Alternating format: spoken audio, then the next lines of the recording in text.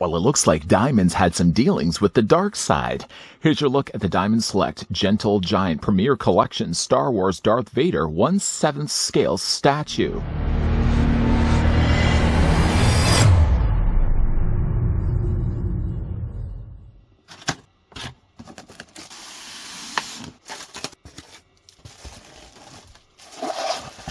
Once the heroic Jedi Knight named Anakin Skywalker, Darth Vader was seduced by the dark side of the Force. Forever scarred by his defeat on Mustafar, Vader was transformed into a cybernetically enhanced Sith Lord. At the dawn of the Empire, Vader led the Emperor's eradication of the Jedi Order and the search for survivors. He remained the service of the Emperor, the evil Darth Sidious, for decades enforcing his master's will and seeking to crush the Rebel Alliance and other detractors. But there was still good in him. Designed, modeled, and prototyped using top-of-the-line 3D technology, this 1/7 scale statue represents the next in their new collection of ongoing Star Wars sagas. Each statue is hand-cast, hand-painted, and hand-numbered with a limited certificate of authenticity.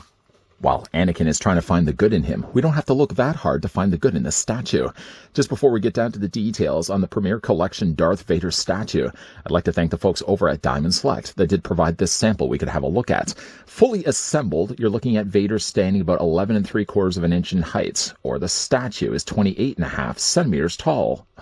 Of course, to come include with a statue, you do get yourself a certificate of authenticity. It also serves as a trading card. On the front is more of the trading card that does depict, of course, the image of what the statue we're about to have a look at. Down below that, it does say it's Star Wars Darth Vader 1/7 scale statue. And where the certificate comes to play is when you're looking at the back of this. Out of the very limited run of 3,000 pieces worldwide, this one that was provided to me was 526. Between getting him out of the box and getting him on display, Lord Vader actually requires a little bit of assembly on your part. As you get the main subject here to the side, you get the display base and a hilted lightsaber. First, we'll look at the display base, and all of these, except for really the blade of the lightsaber, are cast in resin. Along with that, always is the worry that any one of these could potentially break. Like, for example, how well they've sculpted the flames. To look at this display base evokes the idea for me that the surface terrain here is of Mustafar. And of course, you just got the flames on the front of this. The flames also do remind me a little bit of the first encounter he has with Obi-Wan in that Disney series, Obi-Wan Kenobi, where he sort of drags him through the flames. The flames start generally with a lighter, kind of clear, kind of translucent yellow. As they, though, progressively get to the ends of the points, they go from yellow to orange to a nice little red on the top. Luckily, though, getting this out, I haven't damaged any one of these, but when carefully, though, you want to really be removing these out of the tray. That not only goes for the display base, that also goes for Vader. The bottom of the base, and actually just before the bottom of the base, we'll actually look at the terrain we've got here. The thing that's weird about this statue is the way that Vader attaches onto it. If you are familiar with resin statues, for example, they tend to post them on both sides of the figure's feet. In this case, actually, Darth Vader only has posts on one side of his boots, and actually those only plug on the one side. It does cause, as you'll see in a second, a little bit of stability issues for Darth Vader. But the display base, for what they've colored it, is looking really nice. A nice use of sort of a sandish, kind of sand-colored beige. On the bottom of the base, of course, you still got yourself Gentle Giant Star Wars Darth Vader with the same matching symbol, same matching number as the certificate of authenticity. 4 rubberized feet are always provided on the bottoms of the bases, not only prevent scratching on surfaces, but the more important thing too is that number is only written in silver pen. If you're moving this around, for example, on a surface, there's a potential always there that you're going to wear the number away in the process. So those feet not only serve really as a preventative measure to prevent scratching on surfaces, but as a secondary it prevents also that number from wearing away. Let's just put the display stand over here for a second. I won't yet put Darth Vader's lightsaber in his hand before, of course, we get a closer look at the figure.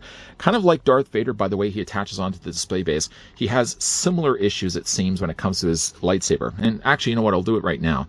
Lightsaber, like I said, here is cast. Unlike the resin, is more in a kind of translucent red plastic.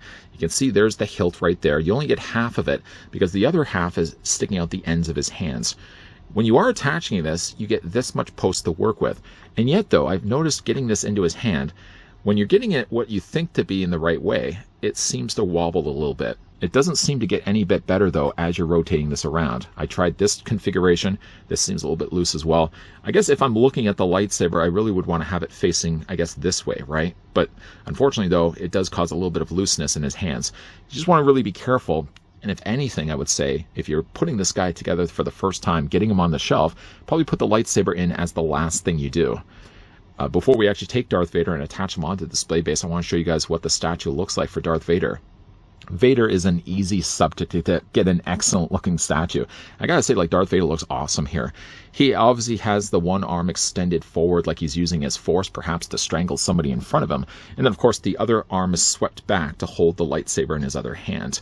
It's decently painted. Again, these are all hand-painted pieces, by the way. So we would start with basically a stock coloring of the resin, and then they've very meticulously gone in there and painted everything black on Darth Vader.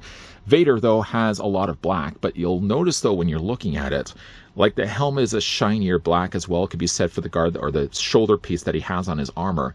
Then for his actual Sith cloak, that's more of a matte coloring of black. So they would have had to go in there and use different really colors of paint to get that same real look that he has in the movies themselves.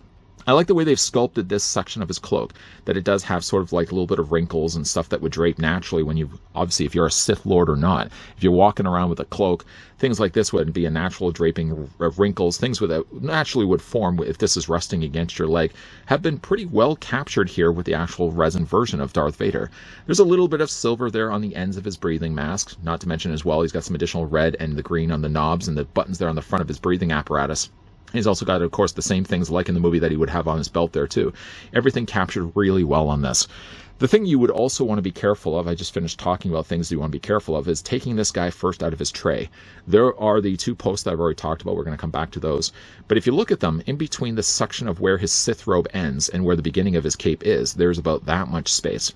If you're taking this guy out, for example, you really don't want to put pressure against here, because that would mostly buckle these two together and result in a cracking up the back of the cape. Speaking, though, of the back of the cape, I want to show you guys what that looks like.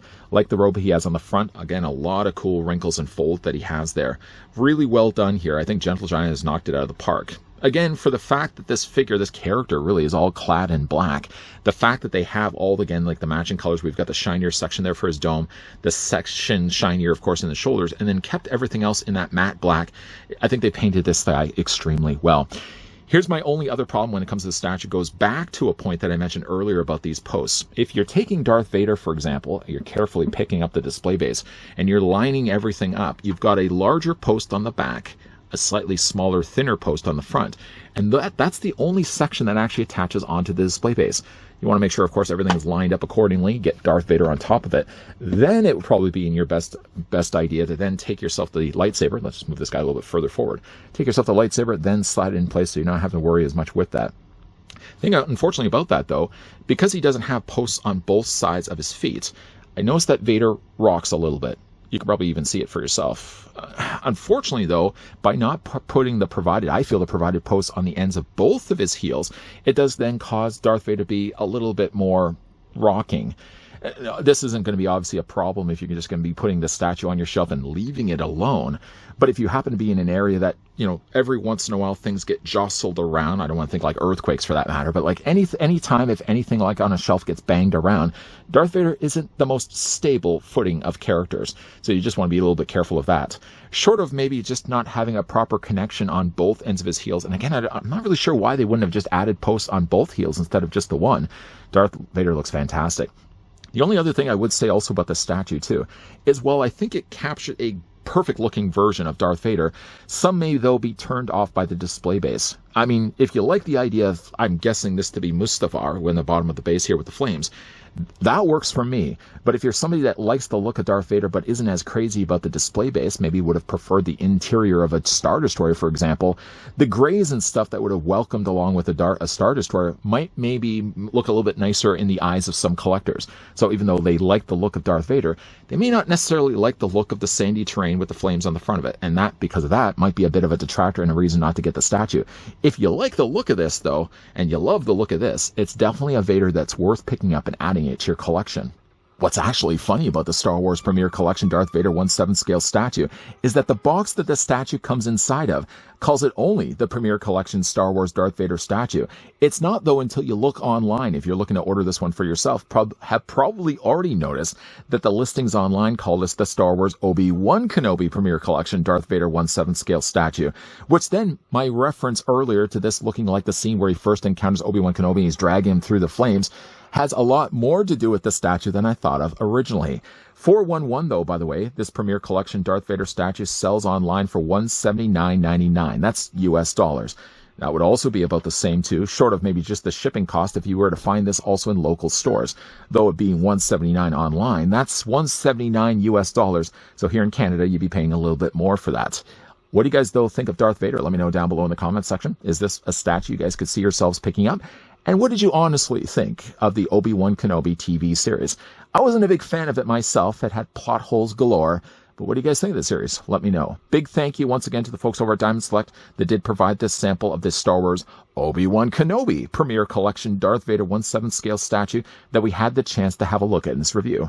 If you guys did enjoy this video, I want to throw it a like. If you guys are loving the content you guys are seeing and you'd like to stick around for more, we will be, by the way, looking at some more Star Wars statues. But in the meantime, if you want to check out other things, other offerings I've looked at from Diamond Select, and as well, Gentle Giant, popping up at the very end of this video, not only will be playlists for Diamond Select, will also be playlists for statues. Feel free to give those a gander if you have a little bit of time on your Sith Lord hands. Just don't use the Force on me, whatever you do. As always, guys, thanks for watching. See you guys next time.